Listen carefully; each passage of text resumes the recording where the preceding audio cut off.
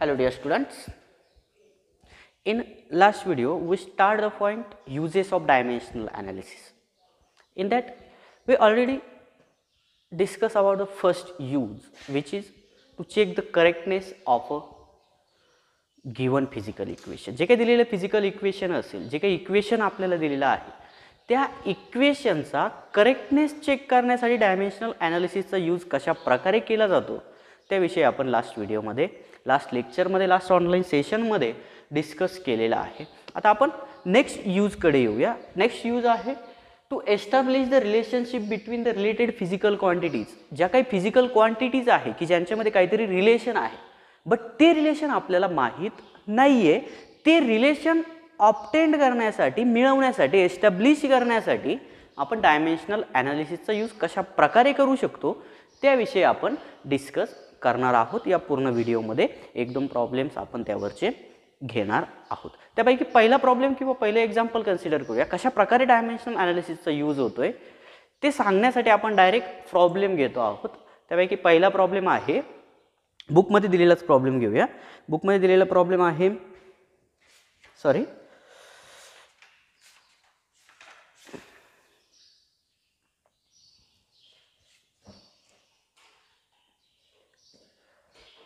the period of oscillation t of a pendulum, period of oscillation t of a simple pendulum is depends on length L and acceleration due to gravity g.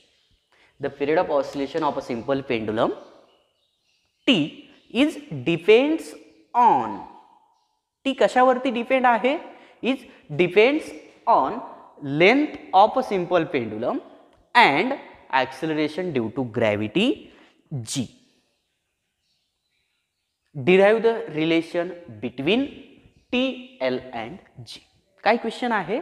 The period of oscillation of a simple pendulum is depend on length of a simple pendulum and acceleration due to gravity g. आणि विचारलंय काय? Derive the relation between T, L and G. T, L आणि G मध्ये काय relation आहे ते relation derive करा म्हणून विचारलंय. मग सेम यूज आपण बघतो आहोत to establish the relationship between related physical quantities. ज्या काही रिलेटेड फिजिकल क्वांटिटीज असतील की ज्यांच्यामध्ये काहीतरी रिलेशन आहे, त्या फिजिकल क्वांटिटीज मधलं रिलेशन आपल्याला फाइंड आउट करायचं आहे, but with the help of dimensional analysis. आता ते रिलेशन बाय एक्सपेरिमेंटल मेथडही आपण ते फाइंड आउट करू शकतो. पर्टिक्युलर एक्सपेरिमेंट करायचा, काहीतरी रिडिंग्स घ्यायच्या, त्या रिडिंगवरून आपण काहीतरी कन्क्लुजन करू शकतो, ते रिलेशन एस्टॅब्लिश करू शकतो किंवा वेगवेगळ्या मेथड्स आहेत त्याच्या. त्यापैकी आपण डायमेन्शनल ॲनालिसिसचा यूज करून कशा प्रकारे ते रिलेशन फाइंड आउट करायचं आहे त्याविषयी डिस्कस करणार आहोत. प्रॉब्लेम पुन्हा एकदा सांगतो. प्रॉब्लेम असा आहे, the period of oscillation of a simple pendulum.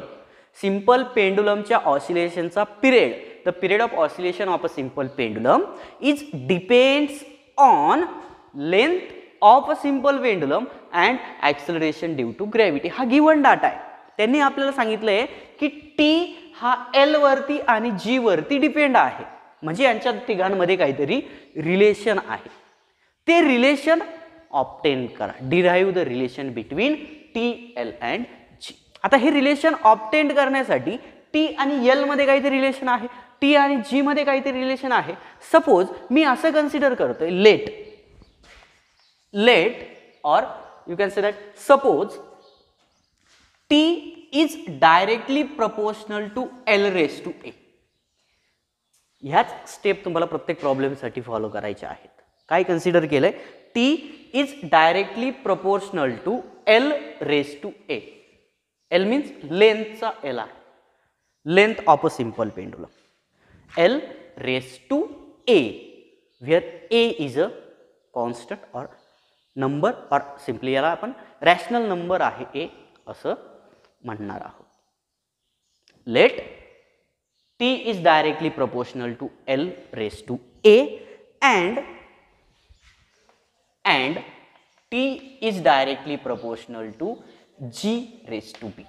अशा प्रकारे आपण कन्सिडर केला आहे. कोणताही प्रॉब्लेम असो कोणतंही रिलेशन तुम्हाला फाइंड आउट करायचं असो with the help of dimensional analysis, ह्याच स्टेप तुम्ही फॉलो करणार आहात. पहिली कन्सिडर करायचं आहे T is directly proportional to A and T is directly proportional to g. काहीतरी रिलेशन आहे, टी डिपेंड आहे एल वरती आणि जी वरती.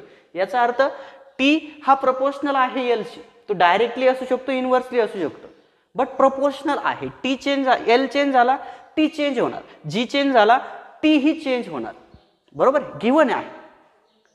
T is depend on L, that means L change T also get change, G change T also get change. Okay, मग आपण त्यावरून relation त्यावरून लिहिलंय, लेट कन्सिडर केलंय T is directly proportional to L raise to A and T is directly proportional to g raise to b, where a and b are rational numbers. A आणि b rational numbers असणार आहे. Okay, आता एकाच इक्वेशनच्या फॉर्ममध्ये लिहूया T. Therefore T is directly proportional to L raise to A and G raise to B. Multiplication आहे. आता हे प्रोपोर्शनॅलिटी साइन जर काढायचं असेल, हे साइन जर रिमूव्ह करायचं असेल तर काहीतरी प्रोपोर्शनॅलिटी कॉन्स्टंट आपल्याला घ्यावा लागतो. सपोज तो कॉन्स्टंट मी कन्सिडर करतोय टी. देअरफॉर तो कॉन्स्टंट मी कन्सिडर करतोय k. K into l raise to a g raise to b, where k is the proportionality constant and it is a dimensionless quantity. K काय असणार आहे? Dimensionless proportionality constant असणार आहे. जर हा कॉन्स्टंट कोणत्याही रिलेशनमध्ये जो काही कॉन्स्टंट येतो त्या कॉन्स्टंटला जर काही डायमेन्शन्स असतील तर ते डायमेन्शन्स आपण फाइंड आउट करू शकत नाही, ते रिलेशन आपण एस्टॅब्लिश करू शकत नाही. डायमेन्शनल ॲनालिसिसचा हा ड्रॉबॅक आहे. Okay, in case of constant having dimensions we can't obtain that relation perfectly. आपण ते रिलेशन परफेक्टली फाइंड आउट करू शकत नाही. बट जर कॉन्स्टंट डायमेन्शनलेस असेल तर ते रिलेशन फाइंड आउट आपण डायमेन्शनल ॲनालिसिसने इझिली करू शकतो. काय कन्सिडर केलेले? T is directly proportional to L raise to a, t is directly proportional to g raise to b, where l is length and g is the acceleration due to gravity. Therefore T is directly proportional to L raise to a, g raise to b. आणि हे proportionality sign काढण्यासाठी आपण एक proportionality constant consider केलाय के. याला मी म्हटले proportionality constant and it is a dimensionless quantity. ही काय आहे? डायमेन्शनलेस क्वांटिटी आहे. आता दोन्ही साइडचे जे काही डायमेन्शन्स आहेत ते डायमेन्शन्स इक्वेट करूया. Equating the dimensions, equating the dimensions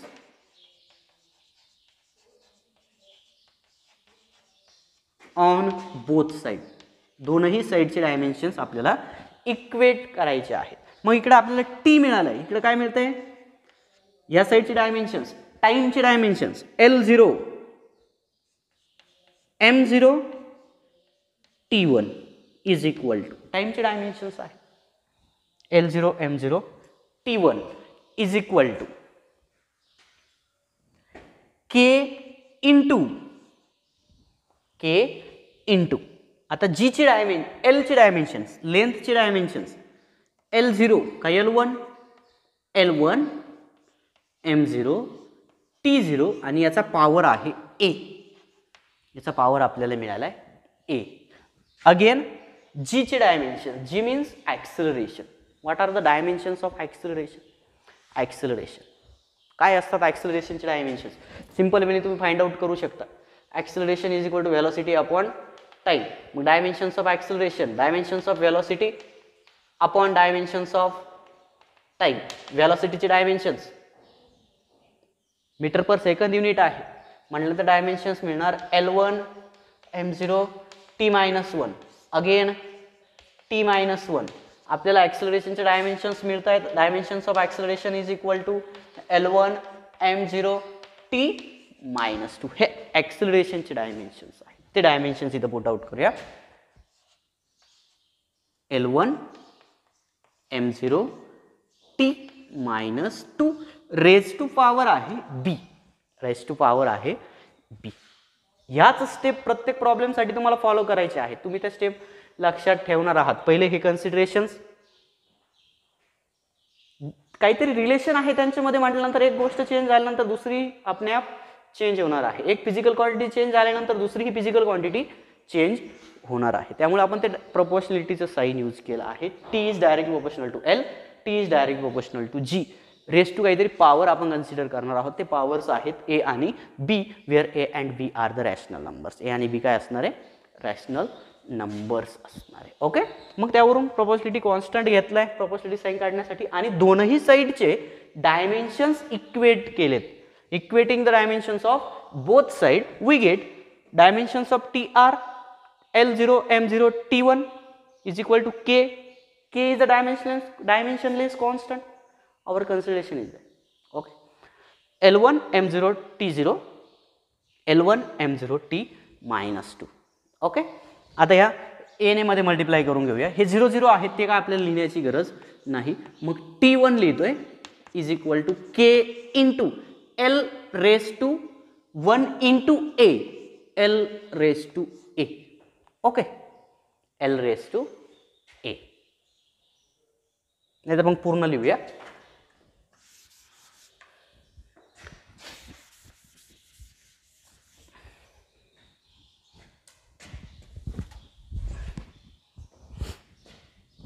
काय मिळालंय?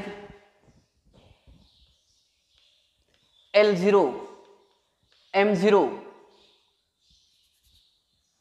T minus 1 is equal to K into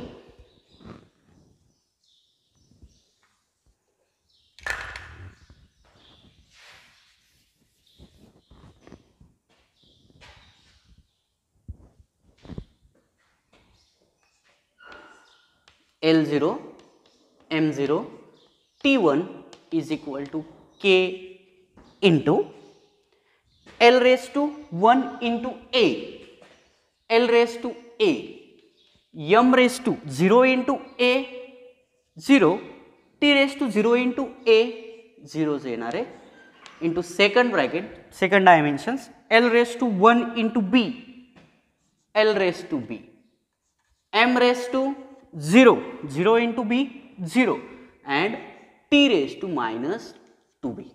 अशा प्रकारे डायमेन्शन्स आपल्याला मिळतात.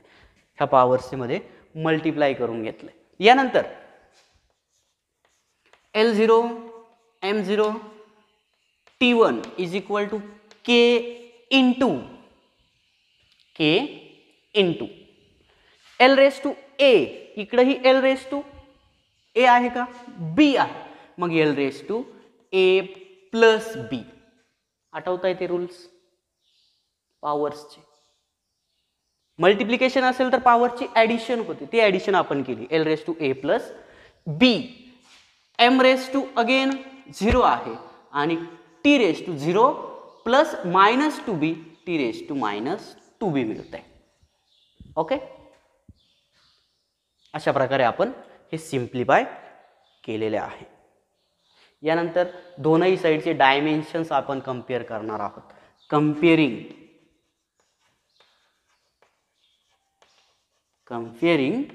द डायमेन्शन्स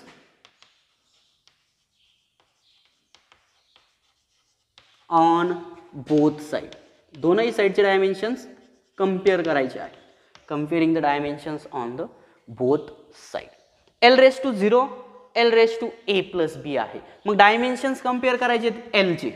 L चे डायमेन्शन जर कंपेअर केले, L raised to काय मिळालंय? 0 is equal to A plus B.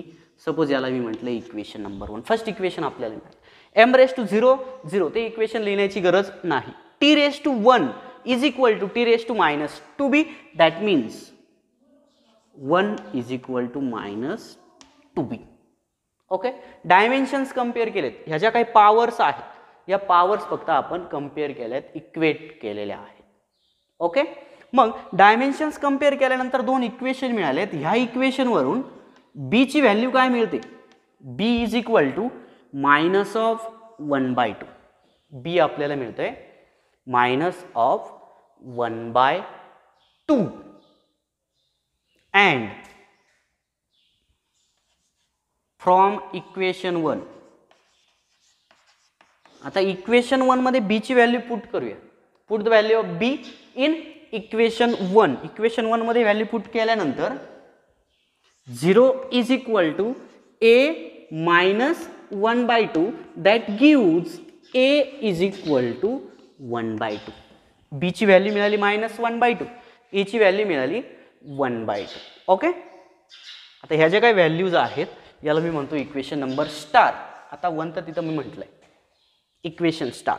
Put the value of a and b in equation star. A आणि बी च्या व्हॅल्यू इक्वेशन स्टार मध्ये पुट करूया. इक्वेशन काय होतं, t is equal to k l raise to a, a means 1 by 2 and g raise to b, b किती मिळालाय minus of 1 by 2. आणि हे रिलेशन मिळालं आपल्याला t l आणि g मधलं. आता हेच रिलेशन जर व्यवस्थित लिहायचं असेल तर ह्याच रिलेशनला तुम्ही अशा प्रकारे लिहू शकता, t is equal to k raise to 1 by 2 आहे. रेस टू 1 बाय 2 असेल तर आपण त्याला स्क्वेअर रूट मध्ये लिहू शकतो. इथं ही g raise to minus 1 by 2 आहे. मग ह्या रेस टू 1 बाय 2 ला l raise to 1 by 2 divide by g raise to 1 by 2 अशा प्रकारे आपल्याला लिहिता येईल. आणि रेस टू 1 बाय 2 म्हणजे स्क्वेअर रूट असणार, square root of l by g. आणि हे झालं relation between period of oscillation t, length of pendulum L and acceleration due to gravity G. Okay, this is the relation. इथपर्यंतच तुम्हाला relation फक्त find out करायचं आहे. या k ची व्हॅल्यू फाइंड आउट केली नाही केली काही फरक पडत नाही. बट एक्सपेरिमेंटली हे जे काही इक्वेशन आहे ह्या इक्वेशन मध्ये असं ऑब्झर्व केलं गेलं की k ची व्हॅल्यू 2 पाय आहे. k इज इक्वल टू 2 पाय आहे. मग इक्वेशन आपल्याला मिळते t is equal to 2 pi under root l by g and this is the relation between t l and g. अशा प्रकारे तुम्ही ते रिलेशन डिराईव्ह करू शकता with the help of dimensional analysis. आता सेम सेकंड प्रॉब्लेम घेऊया.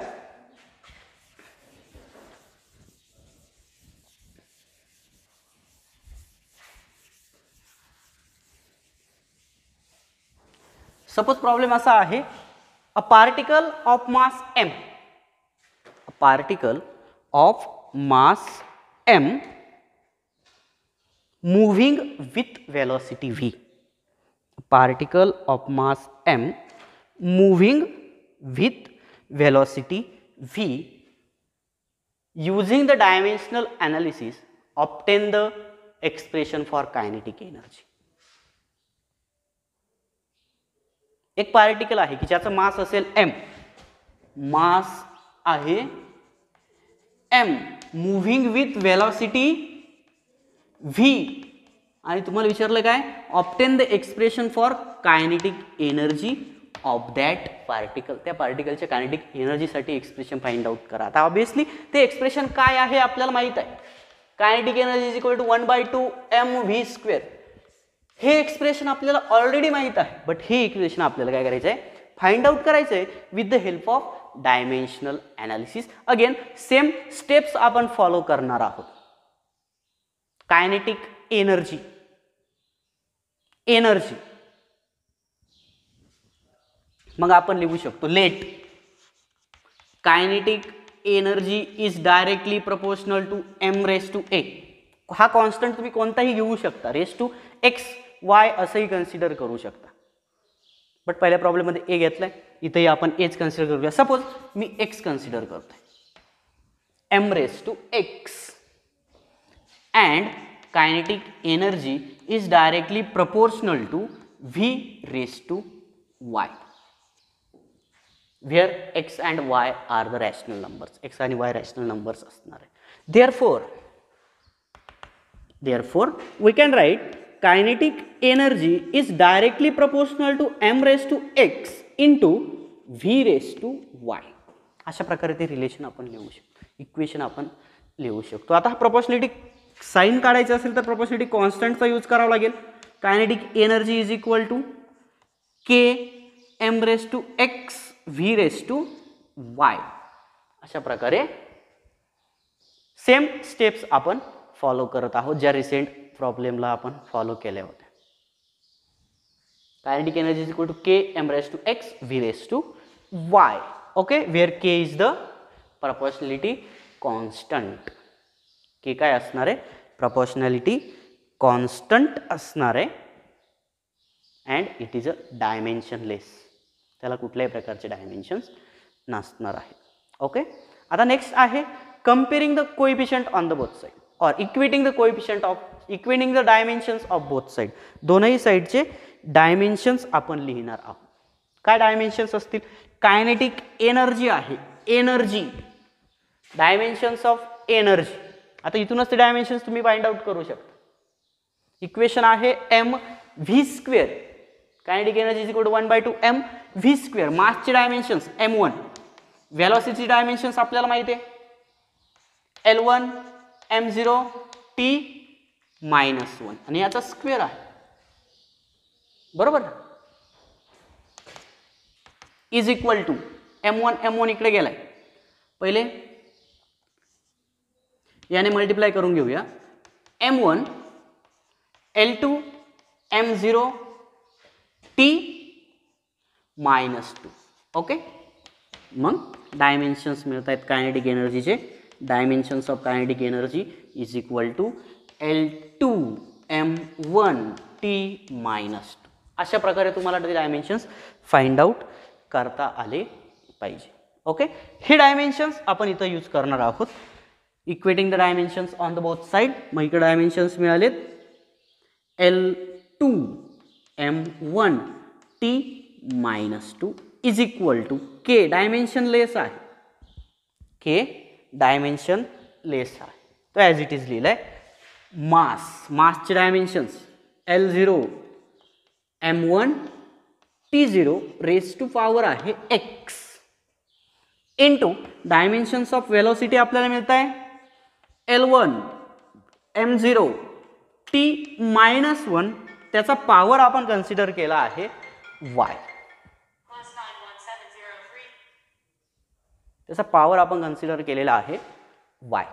Okay, यानंतर ह्या x ने मध्ये मल्टिप्लाय करणार आहोत, y ने ब्रॅकेटच्या आतमध्ये मल्टिप्लाय करणार आहोत. इकडे आपल्याला इक्वेशन मिळतंय L2 m1 t -2 is equal to k into L0, 0 into x 0 येणार आहे, m रेस टू x मिळतोय आणि t रेस टू अगेन 0 मिळतोय.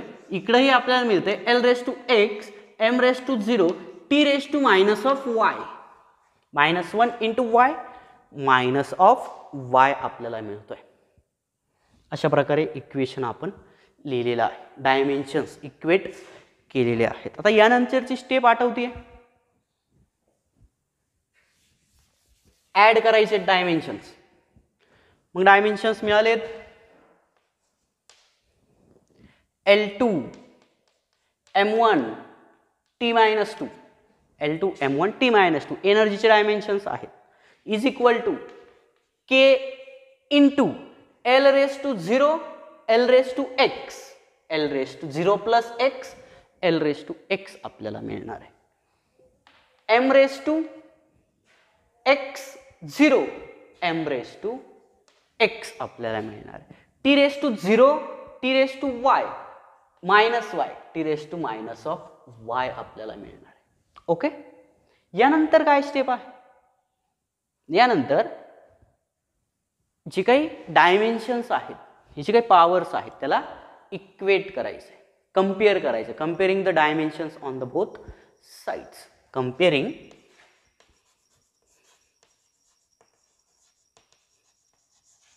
द डायमेन्शन्स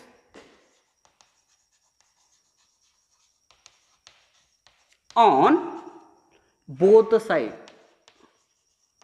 दोनही साइडचे डायमेन्शन्स कंपेअर करायचे आणि आपल्याला मिळतंय we get L2. Okay, 2 is equal to x, 2 is equal to मिळतंय x, x is equal to आपल्याला मिळतोय 2. Comparing the dimensions on both side आपल्याला इक्वेशन मिळतंय x इज इक्वल टू 2 की 1.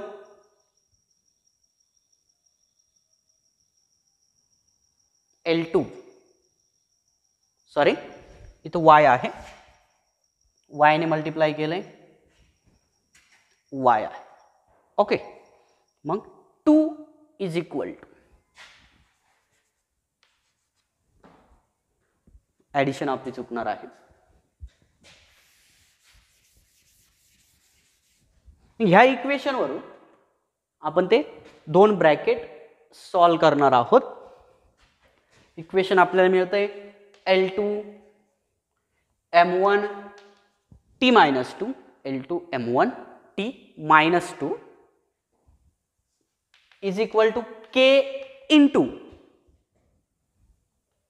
L0 plus Y L raise to Y, नंतर M raise to X plus M raise to 0 M raise to X into T raise to minus of Y. Now next step is comparing the coefficient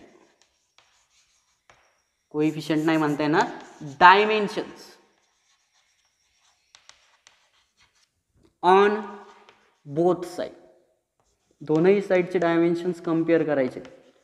We get comparing the dimensions of both side, we get what we get 2y. मग y is equal to आपल्याला मिळतोय 2. Okay, y is equal to आपल्याला मिळतोय 2. m x is equal to आपल्याला मिळतोय 1 आणि again minus of 2 is equal to minus of y, that means y is equal to 2. आता हे जे काही एक्सच्या आणि वायच्या व्हॅल्यूज आहेत, तुम्हाला कधी कधी 2 इक्वेशन मिळतील, कधी 3ही इक्वेशन मिळतील, बट ते इक्वेशन सॉल्व केल्यानंतर एक्स आणि वायच्या व्हॅल्यूज, ए आणि बीच्या व्हॅल्यूज, त्या कॉन्स्टंटच्या व्हॅल्यूज तुम्ही फाइंड आउट करू शकता. Okay, using this values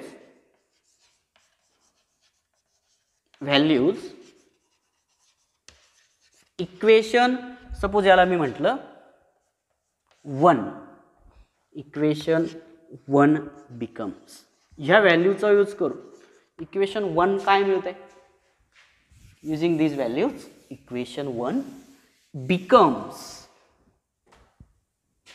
kinetic energy is equal to constant k into m raise to x आहे, m raise to 1, v raise to y आहे, मग v ची व्हॅल्यू काय मिळाली आहे, 2 मिळाली. That means kinetic energy is equal to k m v square, but experimentally it is found that k is equal to 1/2. Experimentally k ची value आपल्याला मिळाली आहे 1/2 किंवा k ची व्हॅल्यू मिळते 1/2. Therefore kinetic energy is equal to 1/2 m v square, आणि this is the relation between, or this is the required equation for kinetic energy. अशा प्रकारे तुम्ही ते एक्सप्रेशन्स फाइंड आउट करू शकता. ओके, आता जे काही नेक्स्ट व्हिडिओ असेल त्या नेक्स्ट व्हिडिओमध्ये नेक्स्ट यूज विषयी आपण डिस्कस करणार आहोत. थँक्यू.